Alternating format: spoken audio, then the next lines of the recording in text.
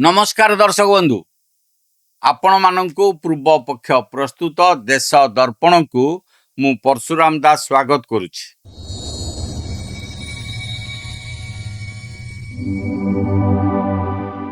दर्शक बंधु भारतीय राजनीतिर सबुठारु बड़ शक्ति अर्थात भारतीय जनता पार्टी आभ्यंतरीण महल रे आजिकाली एक बड़ चर्चा लगी रही। दल भितरे एवं बाहरे लोक माने गोटे प्रश्न उठाउछंती, बीजेपी रे कौन बाहर नेता संख्या अधिक हो गलानी कि? कई कई कहउछंती 50%, कई 60 तो आउ कई 70% बाहर नेता एबे दल को नियंत्रण करुछंती बोली कहउछंती। एही आलोचना पछर मूल उद्देश्य हेउछि यह दर्शाइब जे राष्ट्रीय स्वयंसेवक संघ बा आरएसएस रु आसीथिबा मूल स्वयंसेवक मानक गुरुत्व कौन दल रे कमिबार लागिछि। 2014 मसीहा रु 2026 मध्यरे अर्थात यही 12 वर्ष भितरे बीजेपी रो जो भौगोलिक और सामाजिक विस्तार होईछि ताहा 1951 रु 2014 मध्यरे होई नथिला। बीजेपी वर्तमान एक कॉर्पोरेट कल्चर बा कॉर्पोरेट संस्कृति आधार रे काम करुछि, जेउथिरे तीनिटी पर्याय थाए: एक्विजिशन, मर्जर एवं टेक ओवर। बीजेपी प्रथम दुईटी पर्याय पार कर सारिछि। आज पूर्व पक्ष प्रस्तुत देश दर्पण रे आमे ई राजनैतिक समीकरण अकुआ तथ्य आपनक सामना को आनिबु एवं जानिबा कोन सतरे बीजेपी रो बाहरीकरण हेउछि ना यह दलर एक नियारा रणनीति। आपण माने देखुथांतु देश दर्पण। मोर आपण मानक अनुरोध, आम चैनल को लाइक करंतु, सब्सक्राइब करंतु आ बंधु मानक सहित अधिक अधिक शेयर करंतु। दर्शक बंधु, राजनीति रे किंबा कॉर्पोरेट जगत रे जेकोनसी संगठन को बढ़ाइबा पई दुईटी रास्ता थाए। प्रथमटी हेउची ऑर्गेनिक, जेउठी दल तृणमूल स्तर रु कार्यकर्ता प्रस्तुत करे, संगठन गढ़े एवं धीरे धीरे दशंधि धरी आगो को बढ़े। द्वितीयटी हेउची इनऑर्गेनिक रास्ता, जेउथिरे अन्य दलर नेता को आनिबा एवं छोट छोट दल गुड़ी को निज भितरे मिसाइबा अंतर्भुक्त।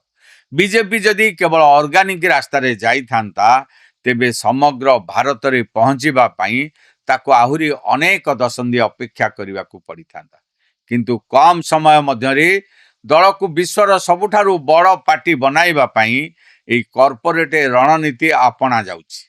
वर्तमान स्थिति एमिति जे राज्यसभा रे बीजेपी रो पूर्ण बहुमत होई सारिछि। एनडीए 2/3 बहुमत पाखापाखि पहुंची।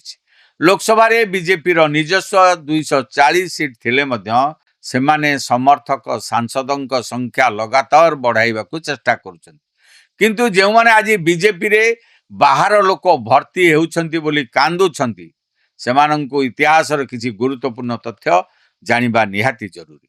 चलंतु इतिहास रो पृष्ठा उल्टाइबा। राष्ट्रीय स्वयंसेवक संघर स्थापना 1925 मसीह होइतिला। तार 26 वर्ष परे अर्थात 21 अक्टोबर 1951 रे भारतीय जनसंघर प्रतिष्ठा हला। किंतु आपण माने जानी आश्चर्य हेबे, सेही समय जनसंघर प्रतिष्ठाटा अध्यक्ष भावे काहाकू निर्वाचित करा जायतिला? से थिले डॉक्टर श्यामा प्रसाद मुखर्जी, जे कदापि आरएसएस रो स्वयंसेवक नथिले, बरं से हिंदू महासभार अध्यक्ष रही सारिथिले। अर्थात संघ तार प्रथम प्रतिष्ठाता अध्यक्ष भावे जने बाहर व्यक्ति को ही आनीथिला। केवल सेतिक नुहे, 1977 मसीह जेतेबेले प्रथम थर पई कोनोसी राज्य रे जनसंघ कोटारू मुख्यमंत्री प्रस्तुत हेले सेतेबेले राजस्थान रे भैरव सिंह शेखावत मुख्यमंत्री होइतिले। से मध्य केबे स्वयंसेवक नथिले। परवर्ती समय रे राजस्थान रो मुख्यमंत्री होइतिबा वसुंधरा राजे सिंधिया मध्य आनुष्ठानिक भावे आरएसएस रो स्वयंसेविका नथिले, जदिओ तांको माँ राजमाता विजय राजे सिंधियांकर दल गठन रे बड़ अवदान थिला। तेणु बीजेपी रे बाहरी लोकन को बड़ बड़ पदवी देबा कोनोसी नुआ कथा नुहे, यह दलर प्रारंभिक कालरू ही चली आसीछि। वर्तमान आसंतु अटल बिहारी वाजपेयी प्रधानमंत्रीत्व समय। केंद्र सरकारंकर सबुठारु गुरुत्वपूर्ण कमिटी हेउची सीसीएस अर्थात cabinet committee on security. Vajpayee यही 6 वर्षर शासन काल रे कमिटी रे 2 जन अति प्रभावशाली सदस्य थिले। ସେମାନେ ହେଲେ ଯଶବନ୍ତ ସିହ୍ନା ଏବଂ ଯଶବନ୍ତ ସିଂ। ଏହି ଦୁହିଁଙ୍କ ମଧ୍ୟରୁ କେହି ଜଣେ ହେଲେ ବି ଆର୍ଏସ୍ଏସ୍ର ସ୍ୱୟଂସେବକ ନଥିଲେ। ସବୁଠାରୁ ବଡ଼ ଚମକାଇ ଦେଲା ଭଳି ତଥ୍ୟ ହେଉଛି ଯଶବନ୍ତ ସିହ୍ନା 1992ରେ ଯେତେବେଳେ ଚନ୍ଦ୍ରଶେଖରଙ୍କ ଦଳରେ ଥିଲେ, ସେ ସଂସଦରେ ଆର୍ଏସ୍ଏସ୍, ବିଜେପି ଏବଂ ବିଶ୍ୱ ହିନ୍ଦୁ ପରିଷଦ ବିରୋଧରେ ପ୍ରବଳ ବିଷୋଦ୍ଗାର କରିଥିଲେ। ତାହା ସଂସଦର ରେକର୍ଡରେ ଲିପିବଦ୍ଧ ହୋଇ ରହିଛି। କିନ୍ତୁ ବିଜେପି ଯେତେବେଳେ ସରକାର ଗଢ଼ିଲା, ତାଙ୍କୁ କେବଳ ଦଳରେ ନିଆଗଲା ନାହିଁ, ବରଂ ଦେଶର ଅର୍ଥମନ୍ତ୍ରୀ ଏବଂ ପରେ ବୈଦେଶିକ ମନ୍ତ୍ରୀ ଭଳି ଗୁରୁତ୍ୱପୂର୍ଣ୍ଣ ପଦବୀ ଦିଆଗଲା। 1980 ମସିହାରେ ଯେତେବେଳେ ବିଜେପିର ପ୍ରଥମ ଗଠନ ହେଲା, ସେତେବେଳେ ଦଳର ପ୍ରଥମ ଜାତୀୟ କୋଷାଧ୍ୟକ୍ଷ ହୋଇଥିଲେ ଶାନ୍ତି ଭୂଷଣ, ଯିଏ ଜନତା ପାର୍ଟିରୁ ଆସିଥିବା ଜଣେ ପ୍ରସିଦ୍ଧ ଓକିଲ ଥିଲେ ଏବଂ ଆର୍ଏସ୍ଏସ୍ ସହ ତାଙ୍କର କୌଣସି ସମ୍ପର୍କ ନଥିଲା। ତେଣୁ ସେତେବେଳେ ଦଳ ଛୋଟ ଥିଲା, ତଥାପି ଏଭଳି ନିଷ୍ପତ୍ତି ନିଆଯାଉଥିଲା। ଠିକ୍ ସେହିପରି ବାଜପେୟୀଙ୍କ ସମୟରେ ଯେତେବେଳେ 3ଟି ନୂଆ ରାଜ୍ୟ ଗଠନ ହେଲା, ସେତେବେଳେ ଉତ୍ତରାଖଣ୍ଡର ପ୍ରଥମ ବିଜେପି ମୁଖ୍ୟମନ୍ତ୍ରୀ ହେଲେ ନିତ୍ୟାନନ୍ଦ ସ୍ୱାମୀ, ଯିଏ ଅଣସଂଘୀୟ ଥିଲେ। ଝାଡ଼ଖଣ୍ଡରେ ଜେଏମ୍ଏମ୍ରୁ ଆସିଥିବା ଅର୍ଜୁନ ମୁଣ୍ଡା ଏବଂ ଟ୍ରେଡ୍ ୟୁନିୟନରୁ ଆସିଥିବା ରଘୁବର ଦାସଙ୍କୁ ମଧ୍ୟ ବିଜେପି ମୁଖ୍ୟମନ୍ତ୍ରୀ କରିଥିଲା, ଯେଉଁମାନଙ୍କର ସଂଘ ସହ କୌଣସି ସମ୍ପର୍କ ନାହିଁ। ମଧ୍ୟପ୍ରଦେଶରେ ହିନ୍ଦୁତ୍ୱର ବଡ଼ ଚେହେରା ଉମା ଭାରତୀ ମଧ୍ୟ ଆନୁଷ୍ଠାନିକ ଭାବେ ଆର୍ଏସ୍ଏସ୍ ସହ ଜଡ଼ିତ ନଥିଲେ। ଆଜିର ସମୟରେ ବିଜେପି ଯେଉଁ ରାଜ୍ୟଗୁଡ଼ିକରେ ବିସ୍ତାର କରୁଛି, ସେଠାରେ ମଧ୍ୟ ସମାନ ନୀତି ଦେଖିବାକୁ ମିଳୁଛି। ଆସାମରେ ହିମନ୍ତ ବିଶ୍ୱ ଶର୍ମା, ପଶ୍ଚିମବଙ୍ଗରେ ଶୁଭେନ୍ଦୁ ଅଧିକାରୀ, ବିହାରରେ ସମ୍ରାଟ ଚୌଧୁରୀଙ୍କ ଭଳି ନେତା ଯେଉଁମାନେ ବାହାର ଦଳରୁ ଆସିଛନ୍ତି, ସେମାନଙ୍କୁ ଦଳ ବଡ଼ ଦାୟିତ୍ୱ ଦେଇଛି।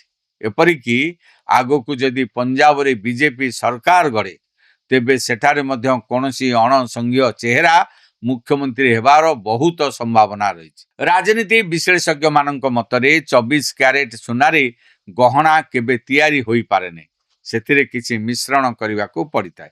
ସଂଗଠନର ଭୌଗୋଳିକ ବୃଦ୍ଧି ପାଇଁ ଏହି ମିଶ୍ରଣ ଅତ୍ୟନ୍ତ ଜରୁରୀ। ଦର୍ଶକ ବନ୍ଧୁ, ରାଜନୀତିରେ ସ୍ୱାର୍ଥ ଏବଂ ରଣନୀତି ହିଁ ସବୁଠାରୁ ବଡ଼ ସତ୍ୟ। ବାହାରୁ ଆସୁଥିବା ନେତାମାନେ ଯଦି ଦଳର ବିଚାରଧାରା ଏବଂ ନୀତି ସହ ନିଜକୁ ଖାପ ଖୁଆଇ ଚଳିପାରିବେ, ତେବେ ସେମାନେ ଦଳରେ ରହିବେ, ନଚେତ୍ ସମୟକ୍ରମେ ସେମାନେ ନିଜେ ହିଁ ଦଳରୁ ବାହାରିଯିବେ।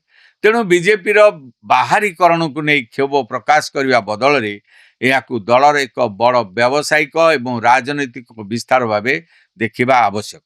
ଆପଣମାନଙ୍କୁ କ'ଣ ଲାଗୁଛି? ବିଜେପିର ଏହି କର୍ପୋରେଟ ସଂସ୍କୃତି ଏବଂ ବାହାର ନେତାଙ୍କୁ ଗୁରୁତ୍ୱ ଦେବା ନିଷ୍ପତ୍ତି ଦଳକୁ ଦୀର୍ଘକାଳୀନ ସଫଳତା ଦେବ, ନା ଏହା ଦଳର ମୂଳ ସ୍ୱରୂପକୁ ନଷ୍ଟ କରିଦେବ? ଆମକୁ କମେଣ୍ଟ ବକ୍ସରେ ନିଶ୍ଚୟ ଜଣାନ୍ତୁ। ଭିଡ଼ିଓଟି ଭଲ ଲାଗିଥିଲେ ଲାଇକ୍ କରନ୍ତୁ, ବନ୍ଧୁମାନଙ୍କ ସହିତ ଅଧିକରୁ ଅଧିକ ସେୟାର କରନ୍ତୁ। ଆମ ଚ୍ୟାନେଲ ପୂର୍ବପକ୍ଷ ପ୍ରସ୍ତୁତ ବିଶ୍ୱ ଚକ୍ରବ୍ୟୁହ, ଦେଶ ଦର୍ପଣ ଓ ମୈଦାନକୁ ସବସ୍କ୍ରାଇବ୍ କରିବା ପାଇଁ ଭୁଲନ୍ତୁ ନାହିଁ। ଆଜି ପାଇଁ ଏତିକି। ପୁଣି ଦେଖାହେବ ଏକ ନୂଆ ଅଧ୍ୟାୟ ସହିତ। ସେ ପର୍ଯ୍ୟନ୍ତ ମୋତେ ବିଦାୟ ଦିଅନ୍ତୁ। ରହୁଛି, ନମସ୍କାର। ମନ କହୁଛି କିଛି ନୂଆ କରିବା ପାଇଁ, ହେଲେ ପାଖରେ ସମ୍ବଳ ନାହିଁ।